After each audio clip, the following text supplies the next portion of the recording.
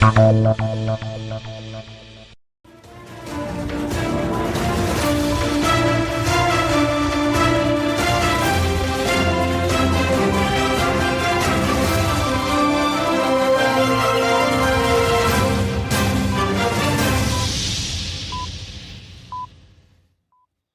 evening to you and thank you for joining us on News 360 live from Adesawe, Kada, Accra. I am Ayisha Yakubu. And I am Crosby Annan, and these are the headlines of tonight's bulletin. 360 Headlines is brought to you by Flamingo Paint, Pepsodent Charcoal and Pepsodent Herbal, EcoBank. Calm returns to Omanjor in Accra 24 hours after a clash involving two feuding factions over the sprinkling of Omookpokwe left 4 persons dead.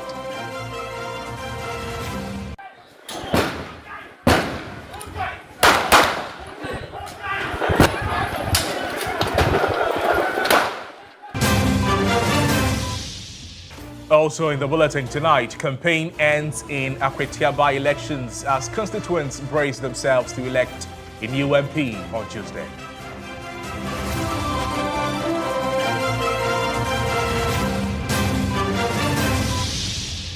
And 2023 batch of rotational nurses yet to receive their allowances following delays in their financial clearance.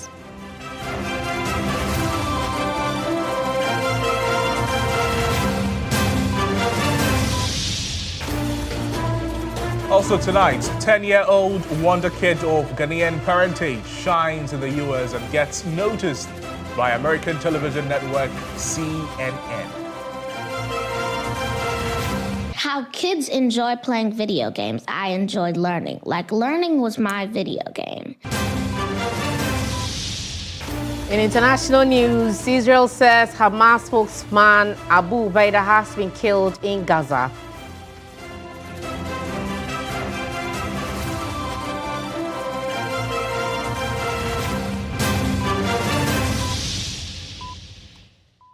Details of these and many more stories, including sports and entertainment, coming up over the next 1 hour. Stay with us for the details. Let's start off today's bulletin from the Akwetia constituency, shall we? And the Ghana Police Service has launched a show of force in the Akwetia constituency as part of efforts to raise community awareness and ensure security ahead of the upcoming by-elections. The exercise was aimed at assuring residents of peace and maximum security during the electoral process. Ayisha regional correspondent Yvonne Nikwe monitored the exercise and spoke with constituents ahead of the elections.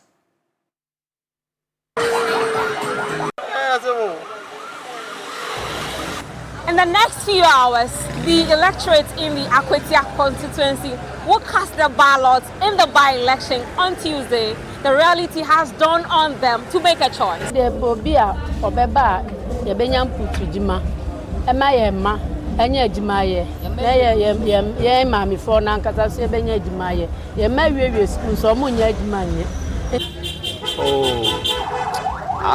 I'll say sanitation aspect also, hospitals, schools, and they've been embracing themselves with a number of police personnel and vehicles in the communities as well.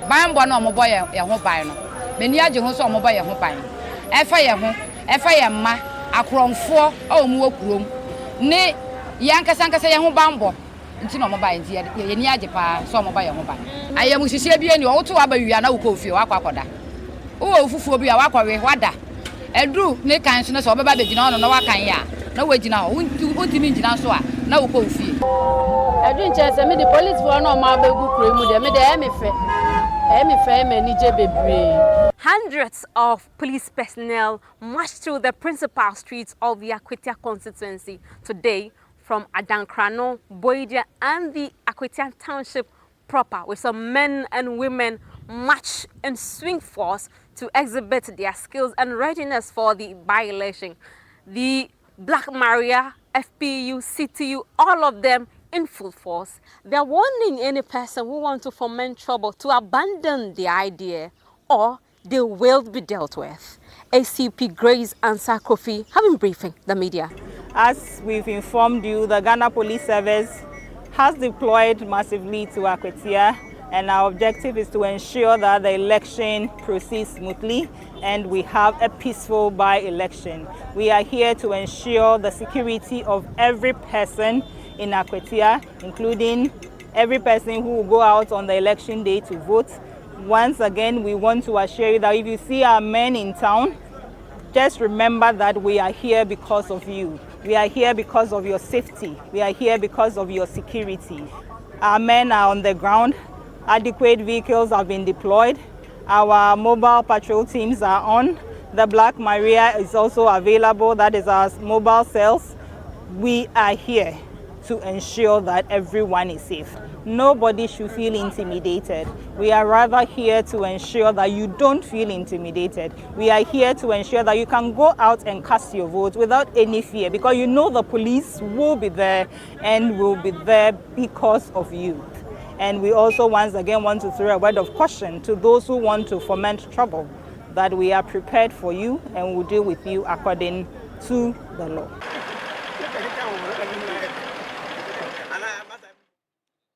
Meanwhile, the former Vice President, Dr. Mahmoud Bawumia, has called on the chiefs and residents of Wenchi to vote for the New Patriotic Party parliamentary candidate, Solomon Asumedu, in the upcoming Akwetia by-elections. He led a delegation comprising MPP national executives and some minority members of parliament to pay a courtesy call on the Wenchi chief as part of efforts to wrap up campaign activities. Na ne pressure no na ekosro court no be di asem no wieye be June 11th ho na court no say ampa onene the rightfully elected member of parliament for Akwetia sas sem no wieye 26 days per na wo free mo 26 days enti oduana odi enim lawyer odi enim edi no court no sa lawyer no say na also obegina ama NDC for me say wenchi for Akwetia for mama fasa akonia no emma sa lawyer no yamfama Solomon Kwame Asumedu na yanko nana bibia NS kase obeye ama Akwetia no ebebua Kwame Asumedu na waye ama Akwetia. Well, and as you know, the NDC, on the other hand, is also wrapping up the rally at the areas. Marian Egbata reports a good number of party officials have stormed the grounds for the final campaign. Let's turn our lenses now to the event grounds and to a man for some more. Marian, thank you for joining us. Good evening to you. The NPP is ready, the NDC is ready, residents are also ready. The police is also ready. Talk to us. What more do we need to know?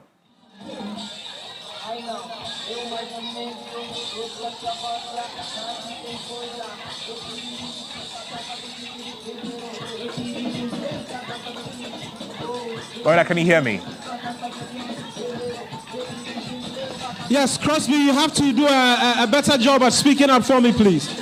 Right, what I'm asking is that I can hear a lot of noise around where you are. Talk to us about how the constituency is like today as campaign comes to an end.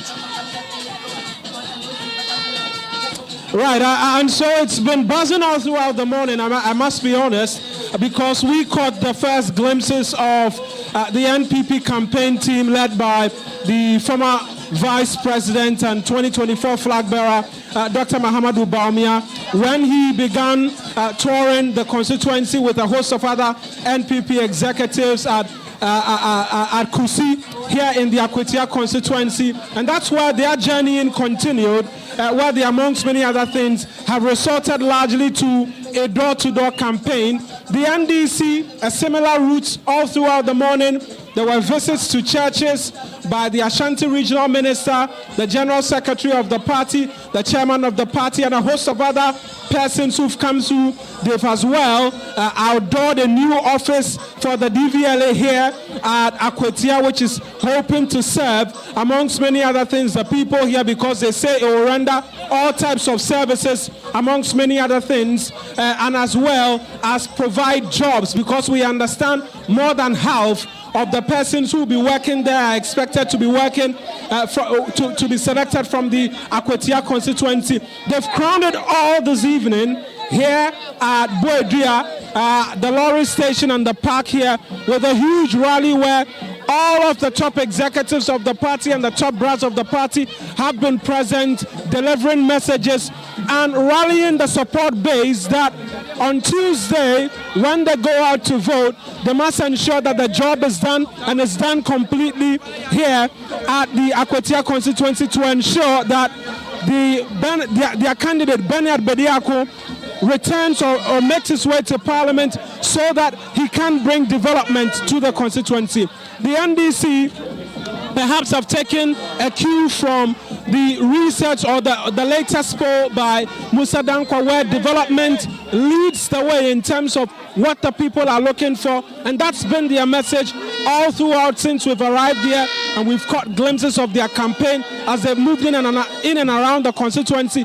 They say that Bernard Bediako is the best bet for development to come to the constituency, and that this is a chance for the constituency to get development to come their way. And if they want that on Tuesday when they go out to vote, they must make sure that Bernard Bediako is the one they are voting for and ensure that development will come their way. We can hear as well from the chairman of the party, Johnson Asiedun Ketia, who spoke and made this very quite clear to the supporters who are gathered here in their thousands as they continue to celebrate. Oh, now we'll hear from Asiedun Ketia in a bit, but there's a lot of excitement around you, and I'm sure that it is also going to translate into the elections on Tuesday. We've seen the police presence there. Maybe now, as the NPP, have they finally come to terms with the presence of the police, that they're not there to intimidate the voters or anything like that? Well, that's a realization they've come to quite quickly, because earlier today, my colleague Yvonne as well reported or brought details of the show of force by the police a lot earlier.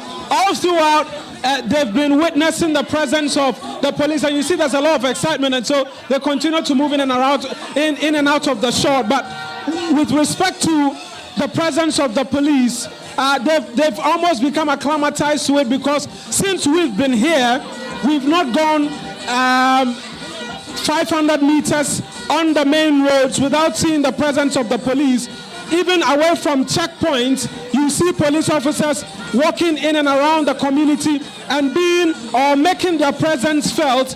From the little interaction I've had with the people, they say that what they expect the police to do as well, as they continue to be a part of them, is providing assurance that they are here to protect, and they will provide the needed security when Tuesday comes and voting is underway. We've also got indication that at the polling stations, not less than 30 police officers possibly could be present, and so they say that they want the police to be telling them this so that they can be well informed ahead of Tuesday when they get to the polling stations and are ready to vote. Crosby.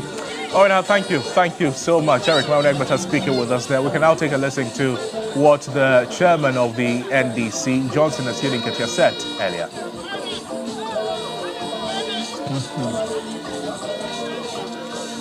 Crosby, I can hardly hear you, but from all intents and purposes, right, it's been very smooth up until this point. Even when the NDC's rally was ongoing, we had the NPP on a float come pass by on the street, and after the ending of the rally here, we've seen supporters of the NPP as well who've come and are joining them in the dance. Not in so many numbers though, but we've spotted a number of them, and for many of the NDC executives, the message is quite simple. The job is not quite done. Tomorrow they must continue on the house-to-house campaign, even as we continue in the build-up to the elections. We as well will continue to monitor proceedings and monitor how things play out here, and then bring details in the lead-up to the elections. Crosby. Mauna, thank you again. My colleague Eric Maunegbata, clearly there's a lot to report from the Akwetia constituency, a lot of activities coming from both parties, the NPP and the NDC, and all the other stakeholders in this by-election. We can now listen to Johnson Asiodinkete's chairman of the NDC.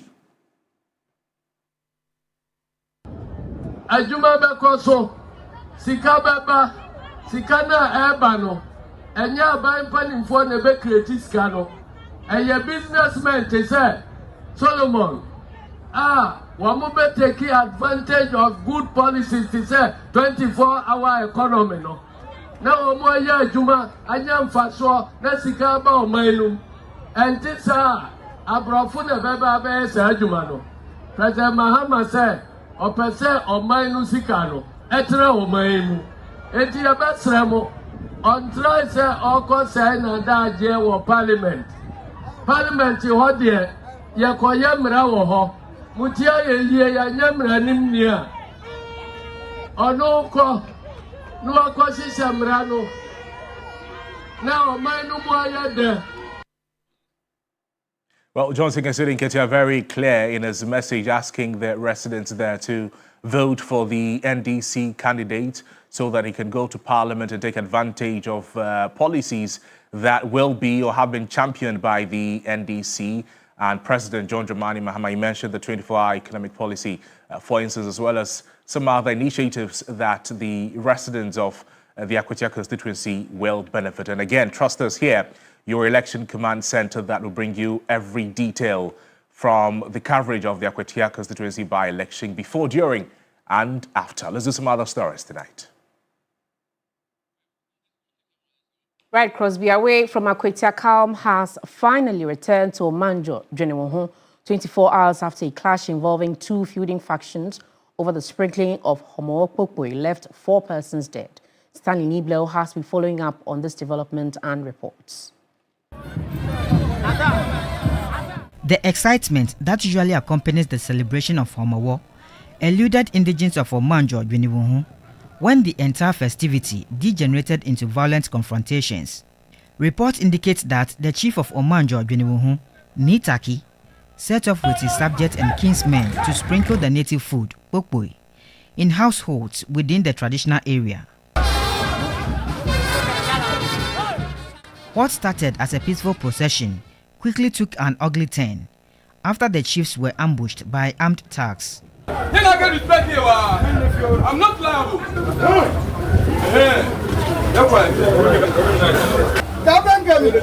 When attempts by the thugs to compel the chiefs to stop the sprinkling failed, they resorted to violence.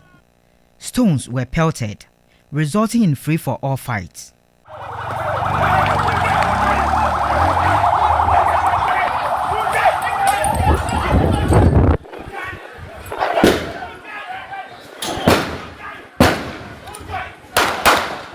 In the process, the thugs reportedly opened sporadic fire, killing 1 person instantly and leaving several others injured. Initial police deployment to the area could not contain the violence, prompting reinforcement.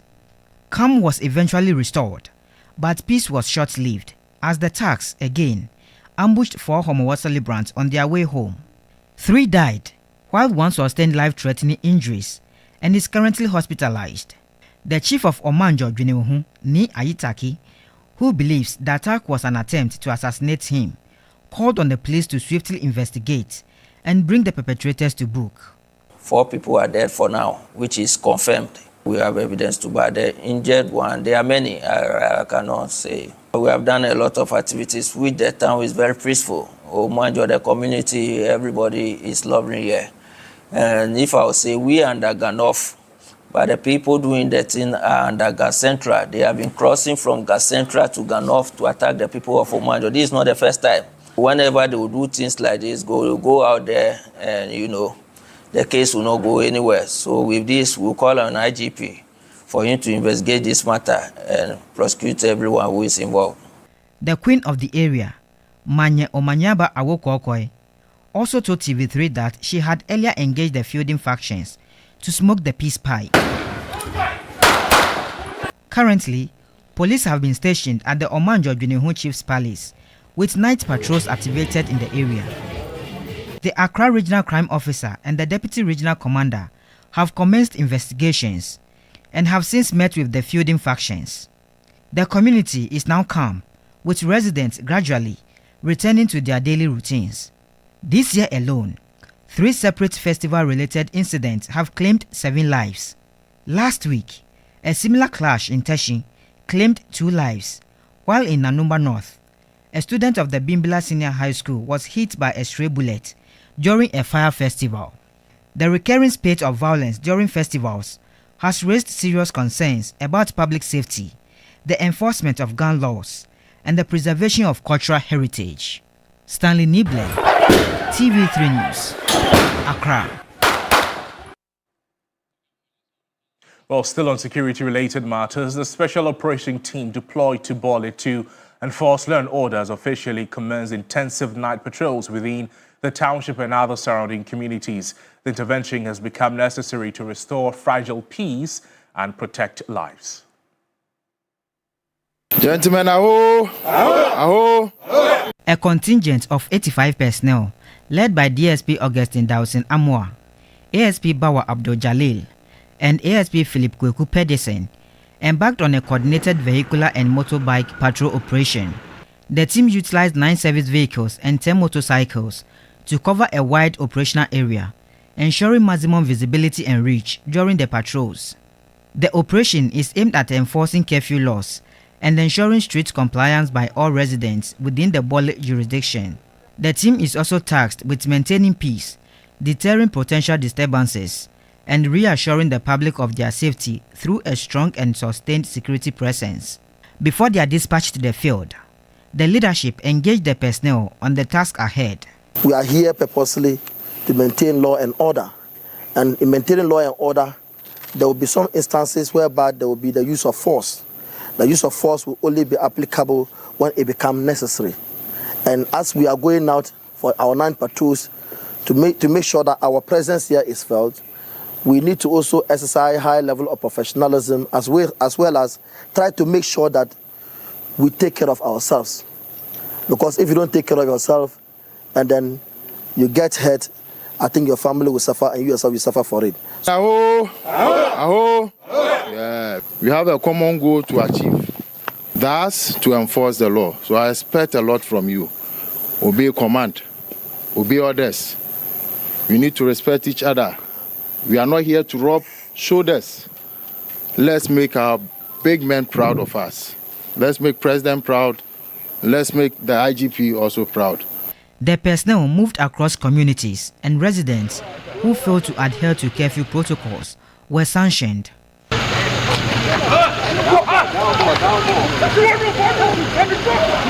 Constant searches were carried out in obscure areas as the officers vowed not to leave anything to chance.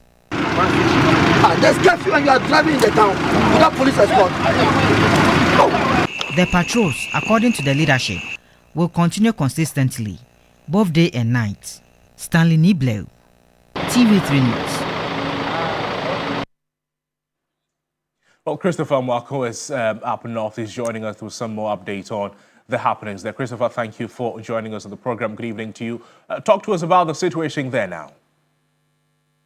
Yes, so the place is relatively calm. The attacks have stopped on the communities that are yet to be hit by the attack. So as it stands now, we don't have any more communities being attacked as at today. And so we can say that the police deployment to these areas is yielding some positive results. What we are seeing, though, is the continuous fleeing of residents from their communities and homes coming to safer grounds. The fleeing, we are told, is as a result of the fact that other communities have already been attacked, and they fear that they may also be attacked. Is the reasons why they are trooping to the Solar police station to seek refuge, as well as others are crossing into neighboring La Côte d'Ivoire. So the place is calm. Crosby. My last question to you, Chris, would be the number of displaced victims. Talk to us about that. What more do we know? Yes, so we have some 48,005 displaced victims. These are registered victims of this conflict, according to NADMO. You know, 2 days ago, we reported about some over 12,000.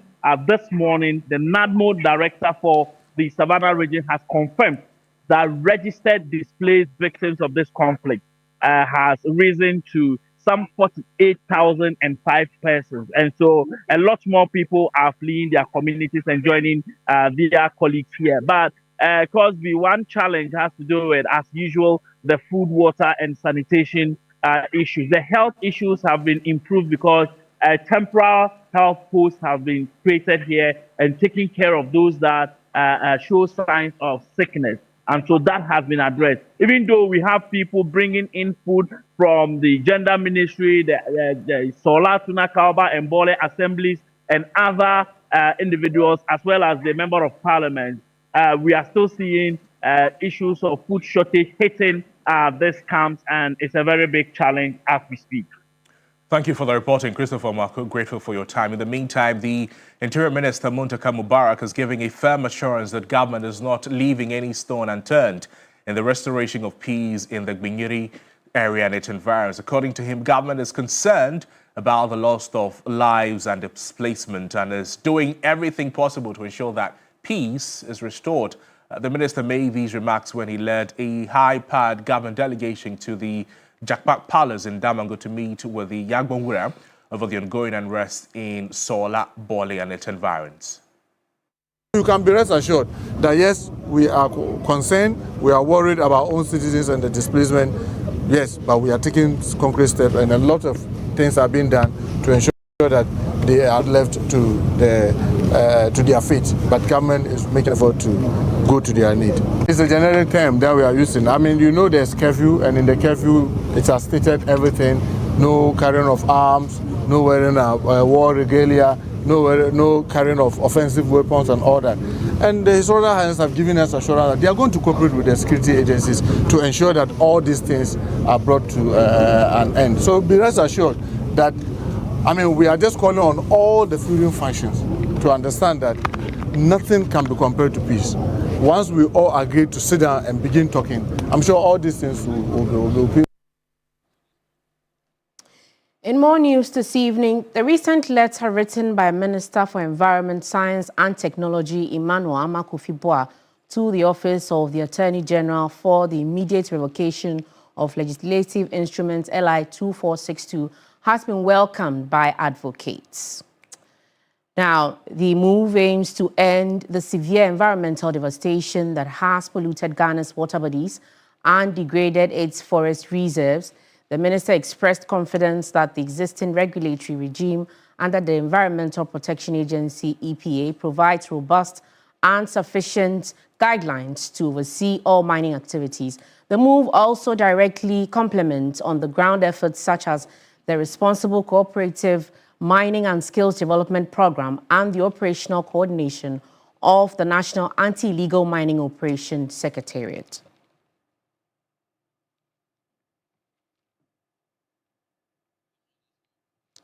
Let's discuss this a bit further, but before we engage the thoughts of the convener and coordinator of the Media Coalition Against Galamsey, let's go on to Zoom now and speak to the Public Relations Officer of the Ministry of Lands and Natural Resources, Pakwesi Shando, for more on this letter. Pakwesi, good evening and thank you for joining us on News 360. Would you say this is the beginning of a raft of measures against Galamsey as announced by the Foreign Affairs Ministry?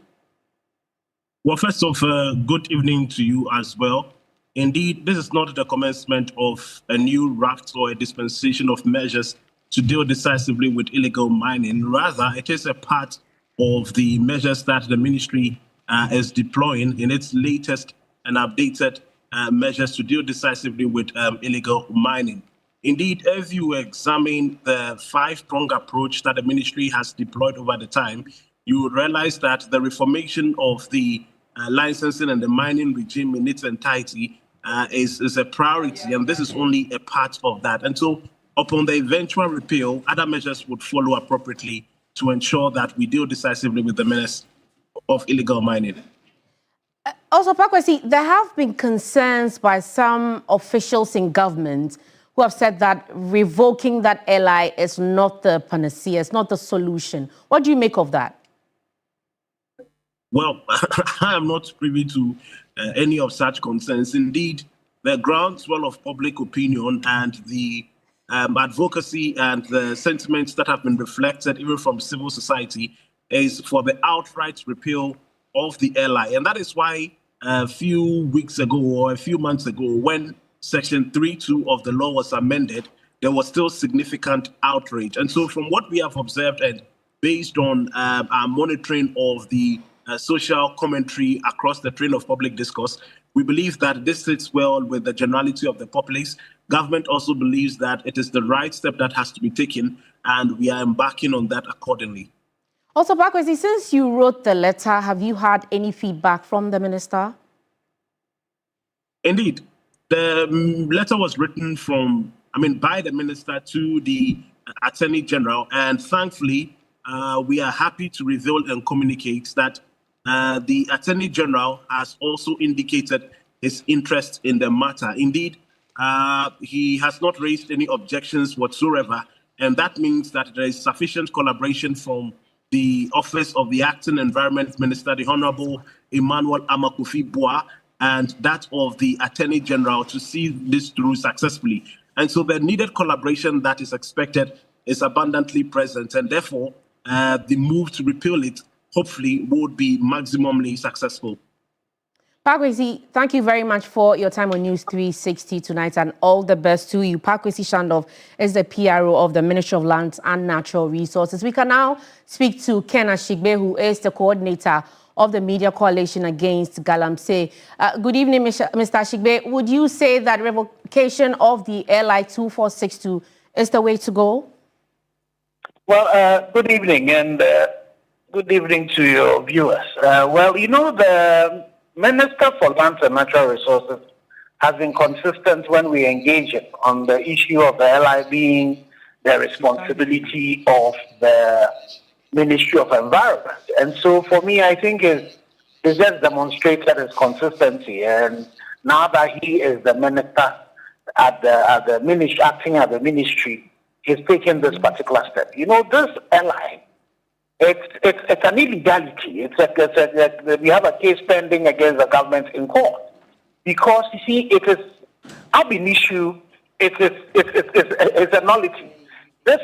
It's a subsidiary legislation that is built on nothing, because the EPA Act upon which it is built does not have the mandate to do what this particular LI seeks to do. And then also in the guidelines that was in existence before this LI came in, it limited mining in forest reserves to just 2%. So when you take the likes of Chirano, you take the likes of Newmont that had mined in Achim area, where they had impacted about 111 hectares. They had then had to put in place, restore 317 hectares. But you got this one coming, and then even protected forest reserves, GSBs and all of that were opened up. And we saw what this has resulted in. So I think it's a good step that the minister has taken. But that is just the first step. So right now we call on the Attorney General to quickly take steps to be able to take, once the parliament is recalled, quickly get this particular piece of legislation repealed. Also, government has said that it will wage a war that has never been seen before when it comes to illegal mining. For this to be impactful, what would you say they should be doing? Well, that is why I am disappointed in the NDC chairperson when he says a state of emergency is not the way to go. And he forgets that the president we have would not be a president who, when he declares a state of emergency, prescribes that we should do shoot and kill. State of emergency does not mean a shoot to kill. State of emergency would give some special powers that would ensure that the criminals who are currently sitting on the waters with champagnes, the criminals who are in the forest reserves with these excavators, and the criminals that are in town, destroying our environment and all of that will be dealt with.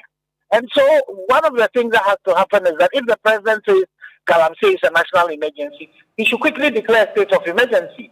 The Minister for Interior should stop that obnoxious policy that when they arrest environmental criminals who are foreigners, then they are deported. That should stop. we should also start making sure that the DCEs and MPs who have KPIs of stopping galamsey are held to strict account. So every MC and DCE should be giving some moratorium within a month or two. If you don't deal with galamsey, you are dismissed and you are investigated for complicity. The police commanders in those particular communities should also have the same, team given to them within a month. You need to deal with these issues, or if you are not keen to be dealing with it, then you have to be dismissed and be investigated, because they are either complicit or incompetent if they are not doing anything about it. Another thing that we should do with very seriously is also the elephant in the room, the politically exposed people, the kingpins who are really behind all of this. Some of them have been named by the AG that Iyoko should deal with it. We are not hearing anything. There are the likes of Akota Mining. I think that we've lost you there. We can hear you. Hello? We can hear you, Mr. So I'm saying that the likes of Akota Mining, for example. Right. Akota Mining was arrested. The case is not gone to court yet. If you take Professor Watson's report, there are a lot of politically exposed persons who are named in there. Nothing has been heard about them. You have companies like Heritage Imperial who were giving prospecting licenses but were out there, with excavators, mining, which is wrong. All of those ones have been named. We've not dealt with them. So last year in October, the president had talked about the fact that to deal with galamsey, rightly so, is the kingpins that we should be dealing with. So in this new move that we're hoping, based on what Honorable Kujoto Ablakwa had said, as a tribute to the 8 that had lost their lives, we should see all of these steps being taken. Right, Mr. Ashigbe, points well made. Thank you so much for joining us on News 360 as always. Ken Ashigbe is the coordinator, Ghana Coalition Against Illegal Mining. Well, this is still News 360. We're live also on all our social media platforms at TV3 Ghana. We're going for a break. When we come back, we're bringing you the story of a 10-year-old wonder kid who is of Ghanaian parentage and has been noticed by the CNN. Stay with us. I've had a lifelong love for learning, and around the age of 4 to 5, I wanted to start a YouTube channel because I had learned a lot from all of the educational channels, and I decided...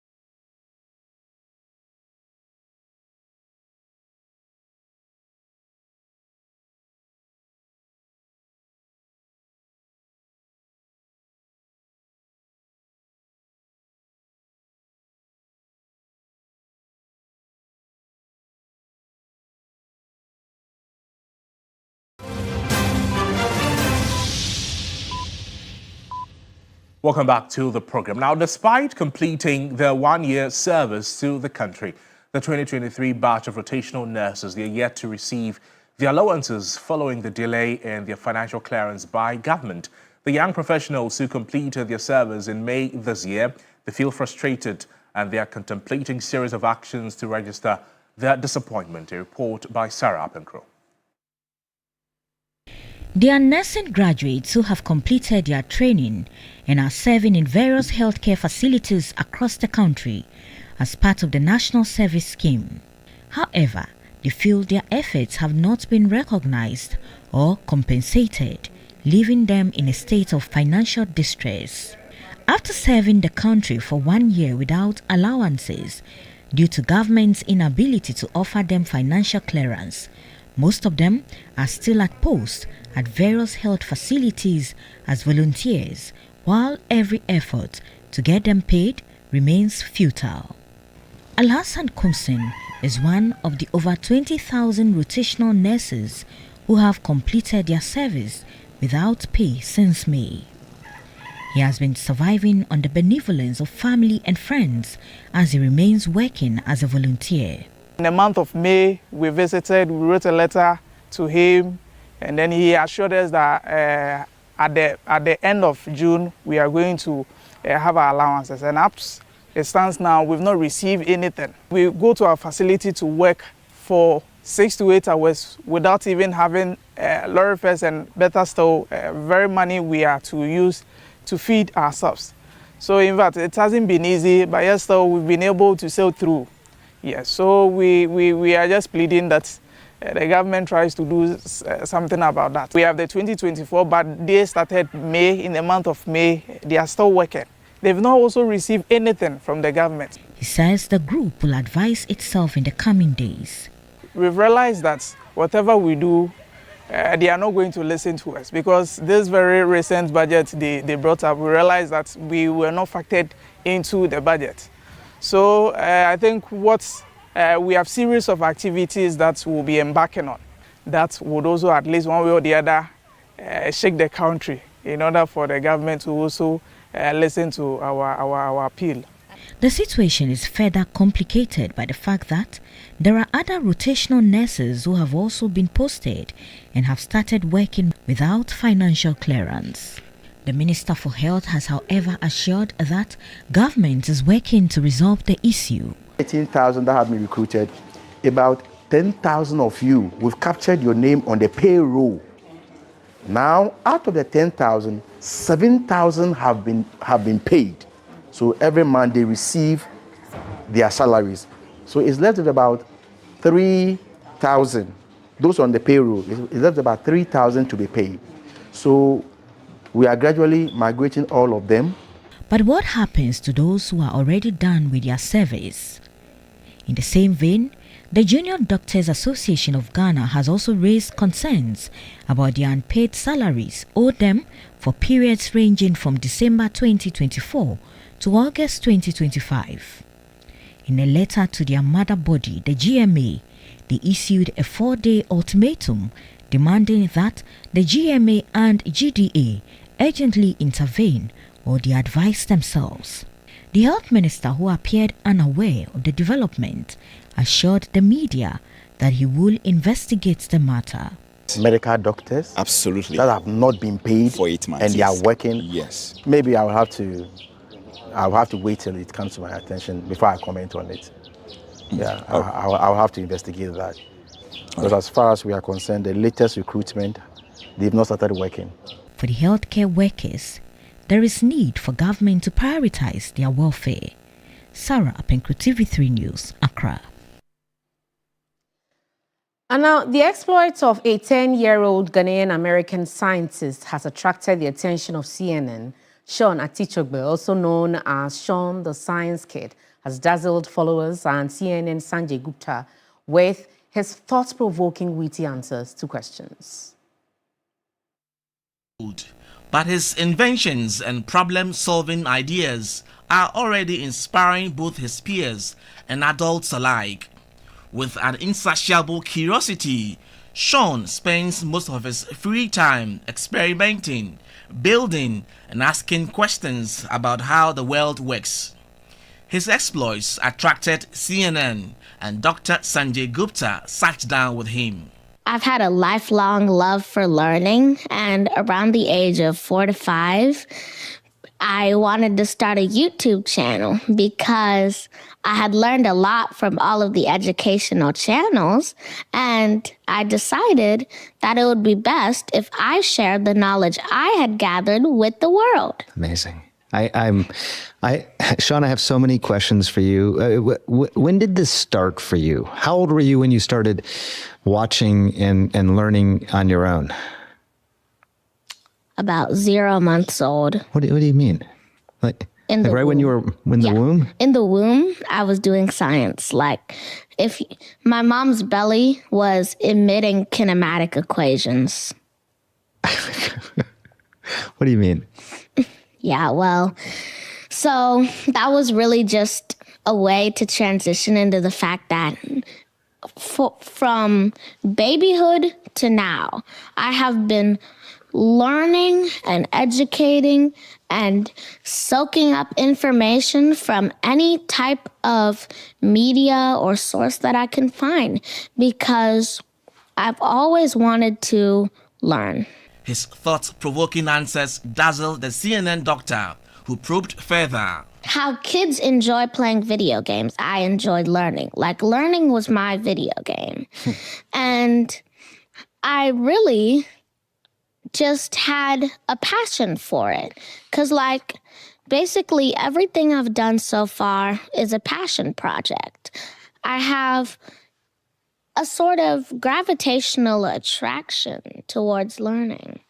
When you're thinking about this sort of stuff, are you learning it and then memorizing it, or are you trying to create new information, new knowledge? I bet you've heard of this. I have hyperthymesia, which means I have a hippocampus that's on steroids. And basically, the second I learn something, I kind of memorize it. You can't forget it.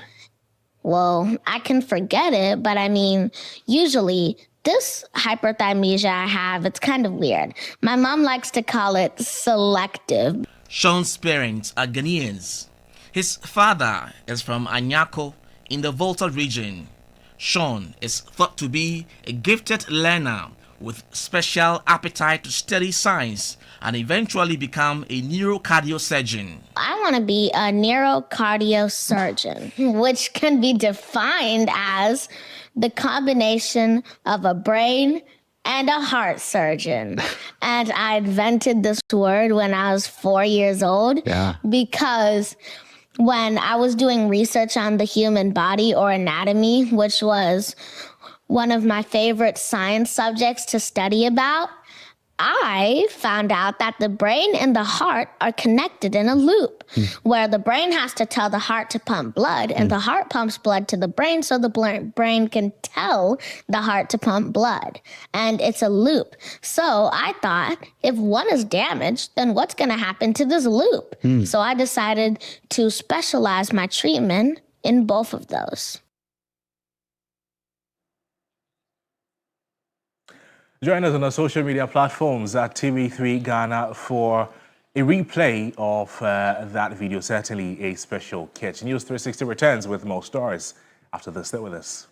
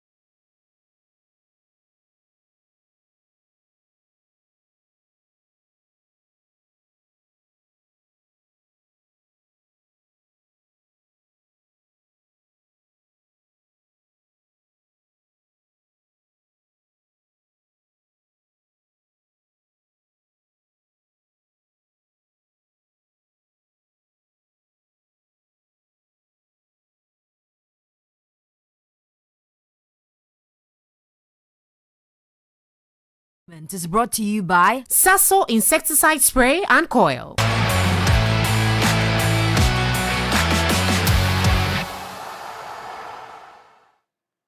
Welcome back to the bulletin. Let's do some sports now. And after a disappointing outing in the 2025 Galca Top 4 tournament, where Asante Kotoko failed to pick a point after losing all their 3 matches, the Porcupine Warriors bounced back with a narrow 1-0 victory over the Bibiani Gold Stars. The first half, which saw limited clear-cut chances, meant the two teams went into the break with the dead unlocked. The game breakthrough came in the 68th minute when Hamzata pounced on a loose ball from the set piece and close range beat the goalkeeper to break the deadlock. The lone strike from Hamzata was enough to let the Porcupine Warriors win the trophy for the 4th time. Aqua kills one to the near post. This should be the opening goal, and Asante Kotoko has scored the first goal yet. At the dance back in Bibiani, it's Musa Hamzata, the new defender from Accra Lions, who puts the FA Cup champions ahead in the champion of champions here at the dance back against the Premier League champions, Bibiani Gold Stars. 69 minutes in the champion of champions. Game here at the dance back. It's Gold Stars 0, Kotoko 1. Musa Hamzata from the bench to score the opening goal for Asante Kotoko. He clearly had to steal his way just behind the side of all the Gold Stars defense. After that flick at close edge from Seth Kwejo, Hamzata was just right there with Henry Ento. And it looked like both of them tapped the ball into the net. Good decision making from Hamzata. He was lacking at far post, and he just managed to tap the ball hole. Poor concentration. Now, in light of Asante Kotoko's 90th anniversary, the Hope brand have unveiled a fresh new away kit for the Porcupine Warriors, designed to connect the club to its fans and rich culture of winning. Fresh from the champion of Champions Cup success, Kotoko are ready to achieve unprecedented success in the forthcoming season. There's more in this report. Fresh from their President's Cup, FA Cup and Toyota Cup successes, Asante Kotoko's insatiable desire to win it all has heightened. Brimming in confidence and full of hubris, Kotoko have a spring in their step. Despite a blip in the Galca Top 4, there's a renewed sense of optimism ahead of the new season, with Kotoko's perfectly crafted away kit by the whole brand setting the tone. Yeah. At least when you get to wear the new jersey, you feel comfortable and you also get ready for a new season. I'm urging all the supporters and everyone who is watching this video and everything to just purchase some and just feel a bit of it. An idea predicated on a deep connection and a sense of belongingness, whole brand CEO Abraham Sabin stresses the importance of the concept. We love the partnership so far. The attitude about the management and the supporters has been good, and the history behind it and the fanatic supporters that they have. Then we decided that per the objective that we want to achieve as a new brand into the system, we wanted to gain a certain image for ourselves. And we're looking at their history and their culture and then the fanatic supported and the thing behind it. We thought that Kotoko could have a best platform to leverage or to enter the Ghanaian market. Eager to spear the new wind of creativity. Still in sports, Liverpool urged Arsenal 1-0 at Anfield in a thrilling clash for supremacy. A late free kick sealed victory for the league campaign ahead. Mahmoud's trying to wriggle his way through. He set up Haaland. It's been coming, and almost inevitably, it's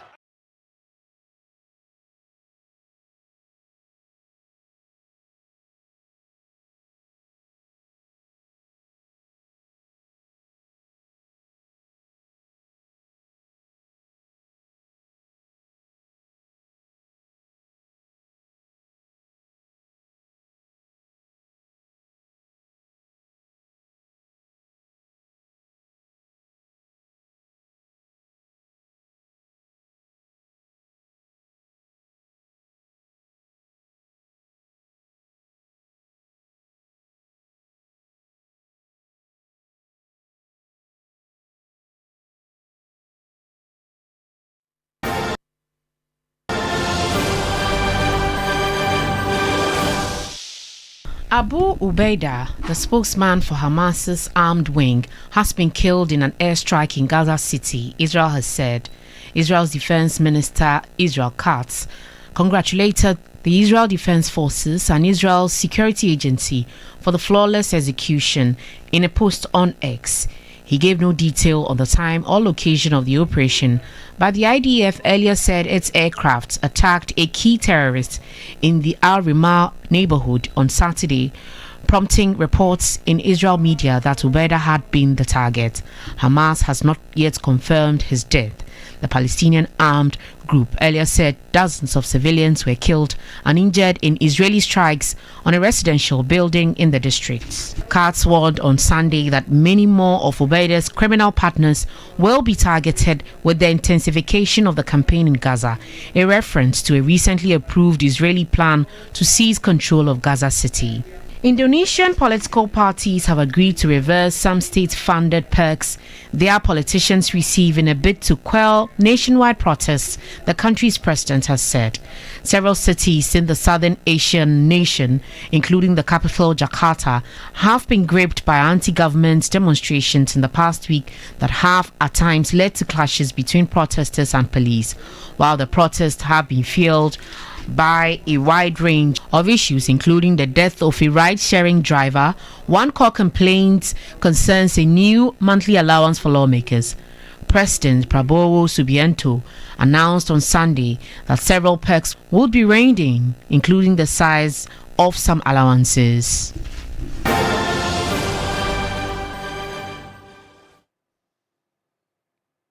And of course, there's details of all the stories we've brought to you tonight on our website, 3news.com. But that's how we draw the curtains on tonight's edition.